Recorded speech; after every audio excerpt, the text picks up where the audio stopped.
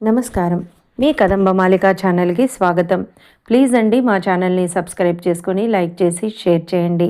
కింద ఉన్న డిస్క్రిప్షన్లో మా ఇతర వీడియో లింకులు కూడా ఇచ్చి ఉన్నాము. వాటిని కూడా ఒక్కసారి చూసి మీకు నచ్చితే కనుక లైక్ చేసి మీ గ్రూప్స్ అన్నిట్లో ఫార్వర్డ్ చేసి మాకు సపోర్ట్ ఇవ్వండి. Thank you. ఈరోజు మనము ఒక కథ స్టార్ట్ చేస్తున్నామండి. దాని పేరు సీతామనోభిరామం. దానిలో ఫస్ట్ పార్ట్. ఇక కథలోకి. పార్క్ అంతా పిల్లల ఆటలతో, పెద్దవారి మాటలతో, కొంతమంది వాకింగులతో, ప్రేమ జంటల సరస సల్లాపాలతో హడావుడిగా ఉంది. ఒక మూల బోగన్ విల్లాల చెట్ల పందిరి కింద సిమెంట్ బెంచీలు ఉన్నాయి. వాటి మీద ఒక దాని మీద సీరియస్గా కబుర్లలో పడ్డారు రఘురాము, ఇందిర. ఇద్దరు ఆ పార్కులో రోజు తప్పనిసరిగా కలుసుకుంటారు. 2 సంవత్సరాలుగా ప్రేమించుకుంటున్నారు. చదువులై ఉద్యోగస్తులు కూడా అయినారు. ఇందు చాలా మంచి అమ్మాయి. అందం, చదువు, సంస్కారం. రఘురామ్ అంటే అపారమైన ప్రేమ ఉన్న అమ్మాయి. అలానే రఘురామ్ కూడా అంతే. మంచి అందమైన అబ్బాయి, డబ్బు గలవాడు, అందరితో సరదాగా ఉంటూ ఇందుని ఎప్పుడెప్పుడు తన లైఫ్లోకి తెచ్చుకుందామా అని కోటి ఆశలతో ఉన్న అబ్బాయి. కానీ ఇప్పుడు వారిద్దరి మధ్య ఒక సీరియస్ టాపిక్ జరుగుతోంది. అతని ముఖం గంభీరంగా, గాభరాగా, బాధగా ఉంది. ఆమె ముఖం కూడా అలానే ఉంది. నో రామ్, నువ్వు లేకుండా నేను బ్రతకలేను అంది ఆ అమ్మాయి.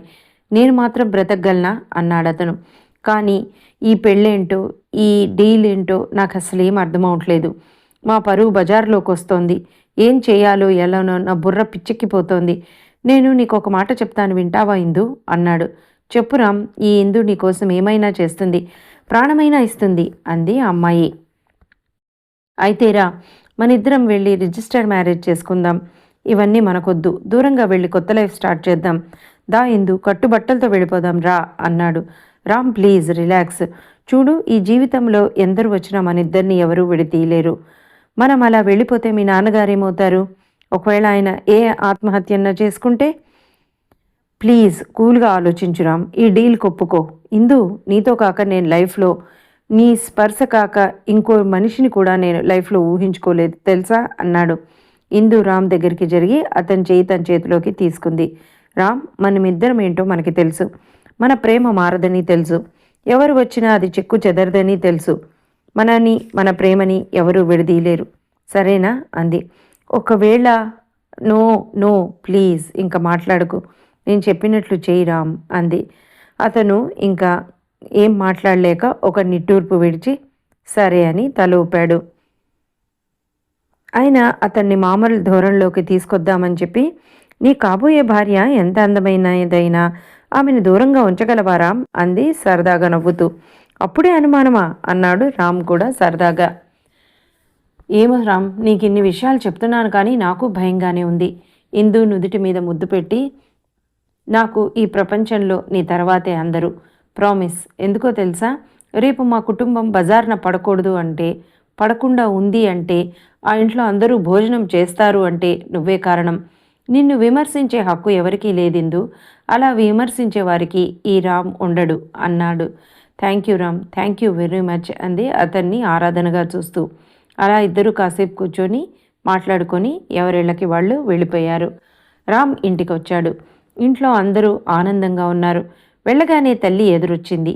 దానాని, అమ్మాయి చూడు ఎంత బాగుందో, బంగారు బొమ్మలా ఉందిరా అంది సంబరంగా. చెల్లెలంది, అన్నయ్య పేరేంటో తెలుసా? సీతామహాలక్ష్మి. నీ పేరు రఘురామ్, వదిన పేరు సీత.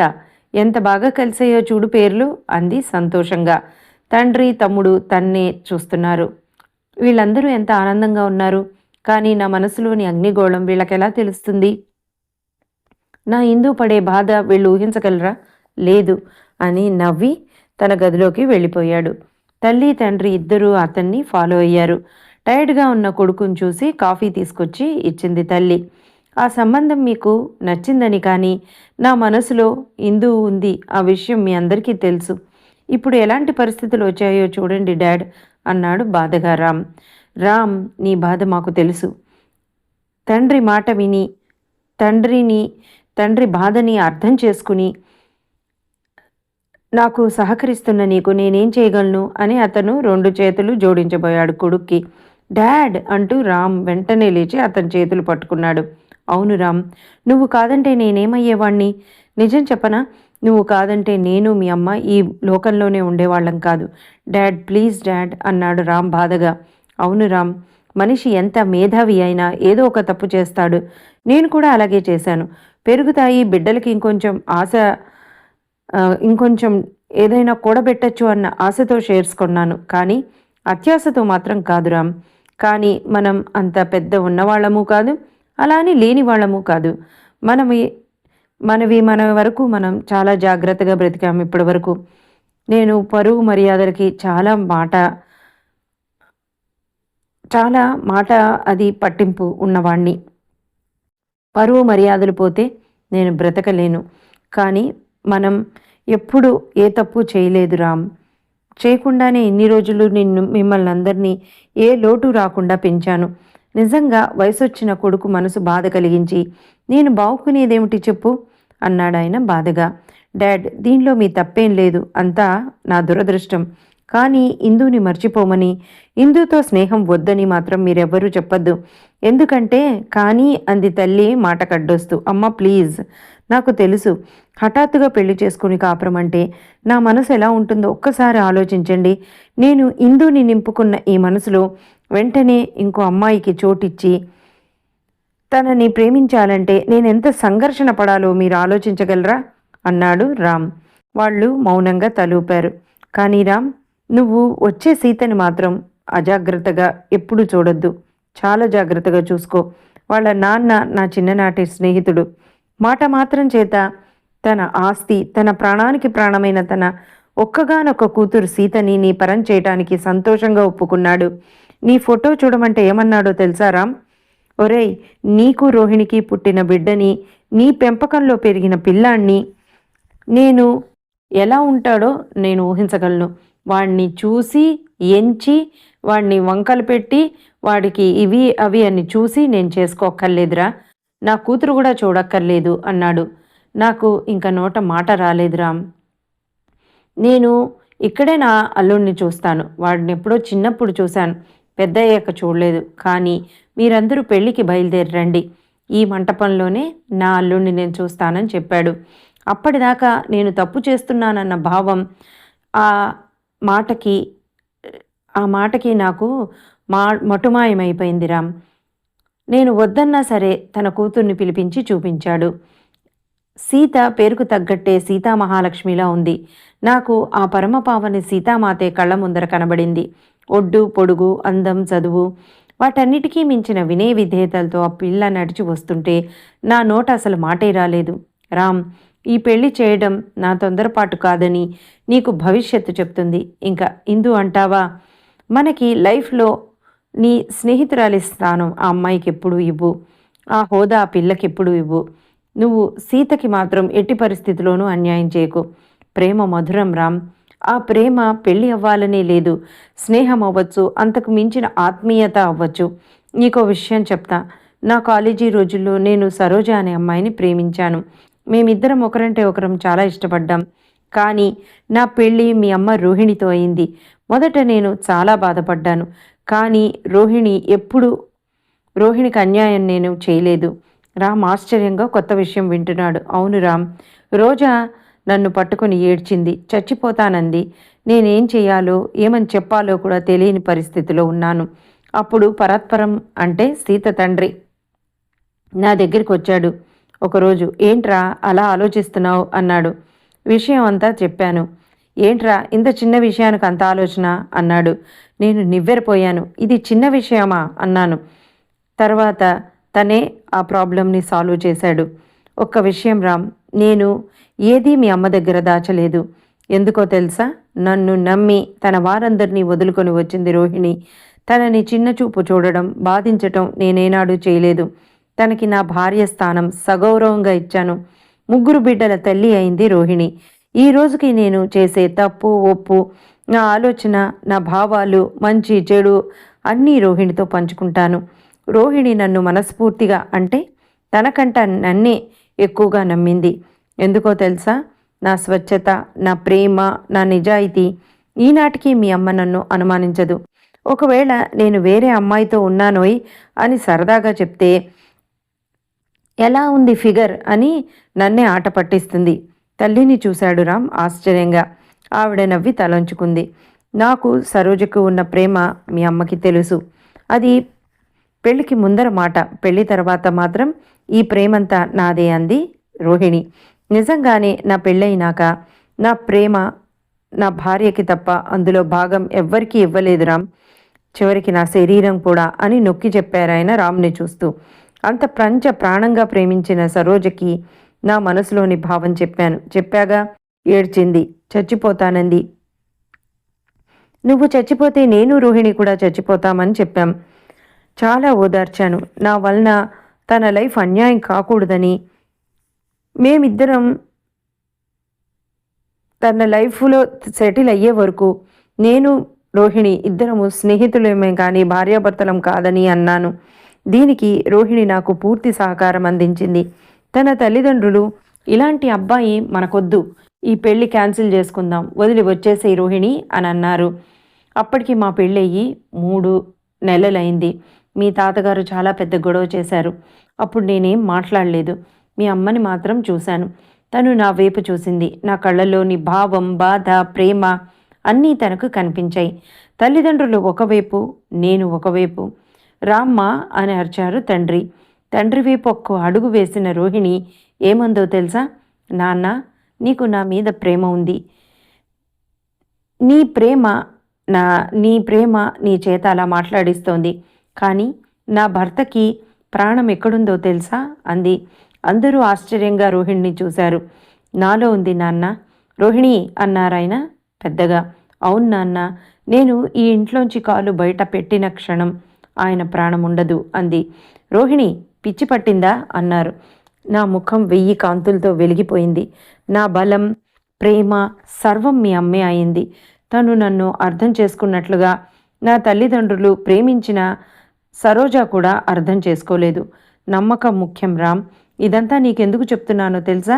రేపు సీతకి నీవు నీ మీద నమ్మకం ఏర్పడేలా చేసుకోవాలి. 29 సంవత్సరాల కిందట నేను, రోహిణి, సరోజ ఎలా నిలబడి ఉన్నామో ఈరోజు నువ్వు, సీత, ఇందు కూడా అలాగే ఉన్నారు. రామ్ ప్రేమించటం తప్పు కాదు. ఆ ప్రేమకి సార్థకత ఏర్పరచుకోవటమే నిజమైన ప్రేమ అవుతుంది. మరి సరోజ ఆవిడెక్కడుంది అని అన్నాడు రామ్. సరోజ చచ్చిపోయింది రామ్ అన్నారాయన కొంచెం బాధగా. ఆత్మహత్య చేసుకున్నారా ఆవిడ అన్నాడు రామ్ ఆత్రంగా. అప్పుడు తల్లి చెప్పటం ఆరంభించింది. లేదు రామ్, మేమిద్దరం సరోజని మా ఇంటికి తీసుకొచ్చాం. ప్రేమగా చూసాం. నా ఆదరణ, ప్రేమ చూసి సరోజ చకితురాలైంది. ఈ లోపల మాకు తెలిసిన ఒక అబ్బాయి, మంచి హృదయం ఉన్నవాడు, అందమైనవాడు, ఆస్తిపరుడు, ముఖ్యంగా మా ముగ్గురి గురించి పూర్తిగా తెలిసినవాడు సరోజని చేసుకుంటానని అన్నాడు. మొదట సరోజు అస్సలు ఒప్పుకోలేదు. కానీ ఆ అబ్బాయి తరచూ కలిసి తనని ప్రేమించి, లాలించి, బుజ్జగించి, తన మనసులోని భయాలన్నీ పోగొట్టి తనని పెళ్లి చేసుకున్నాడు. చాలా బాగా చూసుకున్నాడు. తన మనసు గెలుచుకున్నాడు. రామ్, ఇలాంటివి కథల్లో తప్ప మామూలుగా సాధ్యమయ్యేంత ఈజీ కాదని మాకందరికీ తెలుసు. అప్పుడు తను సరోజని తీసుకుని వాళ్ళ ఊరు వెళ్ళిపోయాడు.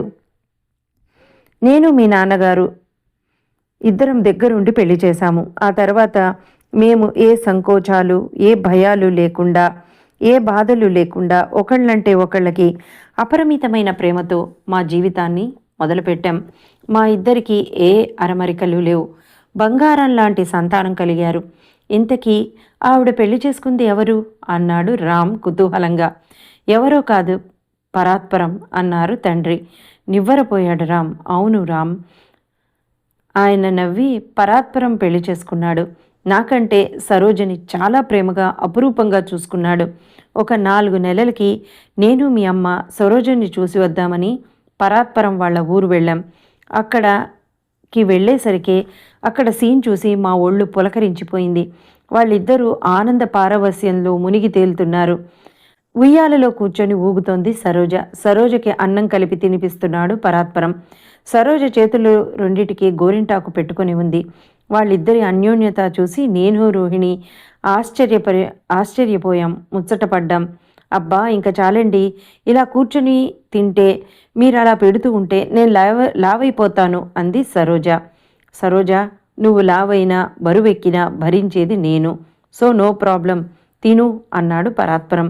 చూడండి, ఇరుగు పొరుగు చూస్తే ఏమనుకుంటారు? మీకే పెళ్ళం ఉందా, ఏంటి అపురూపం అని అనుకుంటారు అంది సరోజ. చూడు, నా పెళ్ళం నాకు అపురూపమే, వాళ్ళకెందుకు అన్నాడు. బానే ఉంది విషయం అంది సరోజ. బావుందా? అయితే ప్రతిపూట ఇలానే కలిపి పెడతాను అన్నాడు పరాత్పరం. మేమిద్దరం గట్టిగా నవ్వాం గుమ్మంలో. వాళ్ళిద్దరూ ఇటు చూసి hi what a sudden surprise అని మమ్మల్ని ఇద్దరిని చూసి చాలా ఆనందంగా ఆహ్వానించారు.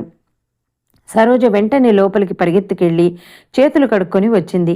నా కాళ్ళకి నమస్కారం చేసింది. రాజా, నువ్వు చేసిన మేలు నేను జన్మలో మర్చిపోలేను, నీ రుణం కూడా నేను తీర్చుకోలేను అన్నది ఆనందంతో. తనని ఆశ్చర్యంగా చూసి ఏంటంత పెద్ద మాటలు అన్నాను. అవును రాజా, మనం ప్రేమించుకున్నాం, కానీ ఆ ప్రేమని ఎలా నిలబెట్టుకోవాలో, దాన్ని ఎలా ఆస్వాదించాలో నేర్పారు నీ ఫ్రెండు. ప్రేమించటం అంటే పొందటమే కాదు, ఇవ్వటం అని కూడా నేర్పారు రాజా. రాజా, మనిద్దరం పెళ్లి చేసుకుని ఉన్నా ఇంత అన్యోన్యంగా ఉండలేవేమో. నాకు ఇంత మంచి భర్తని ఇచ్చినందుకు నీకు రోహిణికి మరో జన్మంటూ ఉంటే నేను మీ కూతురుగా పుట్టి రుణం తీర్చుకుంటాను అంది మమ్మల్ని ఇద్దరిని పట్టుకొని. రాజా, జన్మ జన్మలకి నీకు స్నేహితురాలిగా, ఈయనలాంటి పుణ్యపురుషుడికి భార్యగా పుట్టాలని నన్ను దీవించండి మీరిద్దరూ అని మా ఇద్దరి కాళ్ళకి దండం పెట్టింది. తథాస్తు అన్నాడు పరాత్పరం పక్కనుంచి. అందరం నవ్వుకున్నాం. ఆ తర్వాత వాళ్ళ ఊరిలో 4 రోజులుండి వచ్చేశాం. నాకు సరోజక అన్యాయం జరగనందుకు ఆనందంగా, అనుకూలవతి అయిన మీ అమ్మలాంటి భార్య దొరికినందుకు ఆ దేవుడికి నేను శతకోటి దండాలు పెట్టుకున్నాను. అలాంటి పుణ్యదంపతుల గారాల పట్టి అయిన సీత నీకిప్పుడు భార్య కాబోతోంది. రామ్, ప్రేమ, దయ, క్షమ, మంచితనం, మానవత్వం కుప్పపోస్తే పరాత్పరం. అలాంటి వాడి కూతుర్ని నేను కాదనలేకపోయాన్రా. నీకు సరైన జోడు ఈడు అని అనిపించింది. ఆ రోజు నా ఆపదల నుంచి కాపాడినవాడు వాడు. ఈరోజు తన ఆస్తిని, తన కూతురు కోసం దాచిన డబ్బు కూడా ఇచ్చి నన్ను గట్టెక్కించాడు. అలాంటి వాడికి నేనేమిచ్చి రుణం తీర్చుకోను? నిన్ను తండ్రిగా శాసించగలననే హక్కు, ధైర్యం ఉంది కాబట్టి వాడికి సరేనని మాట ఇచ్చాను అన్నాడు రాజారావు. రామ్ ఏమనలేకపోయాడు. కానీ నాన్న, నేను ఇందుని అంత సులువుగా వదలనేమో. బహుశా అది నా వీక్నెస్ అవ్వచ్చు. కానీ అమ్మలా అందరూ ఉండద్దు, అమ్మలా అందరూ అర్థం చేసుకోవద్దు. మా జీవితాలు ఏమవుతాయన్నది పక్కన పెడితే ఇందుని మరవటం, తనని వదిలి ఉండటం మాత్రం నా వల్ల అవదు. ప్లీజ్, ఈ విషయంలో నన్ను మీరెవ్వరూ బలవంతం చేయొద్దు. నేను మీరు కోరినట్లే సీతను పెళ్లి చేసుకుంటాను. కానీ తనకి నాకు కొంచెం వ్యవధి కావాలి. ఈ విషయం మాత్రం మీరు ఆ అమ్మాయికి ముందరే చెప్పండి. ఈ ఒక్క సహాయమన్నా చేయండి నాన్న అన్నాడు బాధగా రామ్. వాళ్ళు మౌనంగా విని తలూపి వెళ్ళిపోయారు. 1 నెల తర్వాత అందరూ సీత వాళ్ళ ఊరు వెళ్ళారు. అతిథి సత్కారాలు చాలా బాగా జరిగినాయి. ఊరు తరలి వచ్చారు. ఇందు కూడా వచ్చింది. అన్నింటిలో రామ్ పక్కనే తన బెస్ట్ ఫ్రెండ్ కింద ఉంది. గదిలో దిగాక రామ్, మనమిద్దరం చాలా మిస్ అయినాం కదా అంది. ఇందు, ఇప్పటికైనా మించిపోయింది లేదు, ఎవరేమన్నా అనుకొని వెళ్ళిపోదాం రా అన్నాడు రామ్. రామ్, నీకేమైనా పిచ్చి పట్టిందా? అలా చేస్తే మనిద్దరం ద్రోహం చేసిన వాళ్ళమవుతాం అంది. రామ్ విరక్తిగా ఒక నవ్వు నవ్వాడు. ఇప్పుడు నేను సీతకి చేస్తోంది ఏంటి, ద్రోహం కాదా అన్నాడు.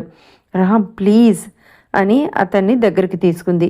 తలుపు ఎవరో కొట్టడంతో కళ్ళు తుడుచుకుని వెళ్ళి తలుపు తీసింది. ఎదురుగా రోహిణి. రామ్, పద, రమ్మంటున్నారు మంటపంలోకి అని కొడుకు చేయి పట్టుకొని మంటపంలోకి తీసుకువెళ్ళింది రోహిణి. ఇదండి ఇప్పటి వరకు. తర్వాత నెక్స్ట్ పార్ట్లో సీతారాం వాళ్ళ పెళ్ళి ఎలా జరిగింది, ఆ తర్వాత వాళ్ళ జీవితం ఎలా ఉండబోతోంది అనేది తెలుసుకుందాం. అప్పటి వరకు మీకు మా ఛానల్ నచ్చితే కనుక, ఈ స్టోరీ నచ్చితే కనుక తప్పకుండా లైక్ చేసి షేర్ చేయండి.